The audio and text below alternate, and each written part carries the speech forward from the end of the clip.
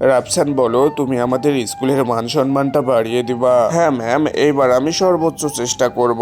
দেখো তাহলে সেই দিন কি হয়েছিল ঘটনাটা। তুমি শুধু ক্লাসে একটু অমনোযোগী হয়েছিলা, আমি একটু বকা দিলাম, তারপর তুমি আমাকে বললা কোনো ভুলই করোনি, তারপর তুমি আমাকে রাগও দেখালা, আর তারপর তোমার বাবা চাচু এসে আমাকে কত বকা দিল, আমি নাকি তোমাকে মেরেছিলাম। এমনকি 2-4টা কথা হতে হতে এমন একটা অবস্থা হয়ে গেল, তোমার বাবা চাচুর উপরে চকটা আমি ছুঁড়ে মারলাম, তারপর তারা আমার উপর হাত তুললো। কি বন্ধুরা, এরপর কি হয় তা দেখার আগে যে মার মাধ্যমে পৃথিবীতে আসলে, আর যে মা তোমার জন্য এত কষ্ট করলো তার জন্য লাইক সাবস্ক্রাইব করো। তারপর তুমি এগিয়ে এসে তোমার বাবা চাচুকে স্কুল থেকে তাড়িয়ে দিলা। ম্যাম ম্যাম, আমি ওদেরকে তাড়িয়ে দিয়েছি, ওঠেন না ম্যাম। আরে আপা আপা, ও আপা শোনেন না, সেদিন নাকি আমার ছেলেগুলো আপনার সঙ্গে ঝামেলা করেছে, এই যে আমি আমার নাতির স্কুল ব্যাগ এনেছি, ও এখানেই থাকবে। হ্যাঁ, সেদিনের কথা আর মনে করিয়ে দিয়েন না, কিন্তু আপনার নাতনির ব্যাগ কেন আনলেন আমার কাছে? ও ম্যাম, কেমন আছেন? আমরাও তো আপনার স্টুডেন্ট ছিলাম, আমাদের ছোট ভাইটার জন্য নাকি অনেকটা ঝামেলা হয়ে গিয়েছে, মাফ করে দিয়েন ম্যাম,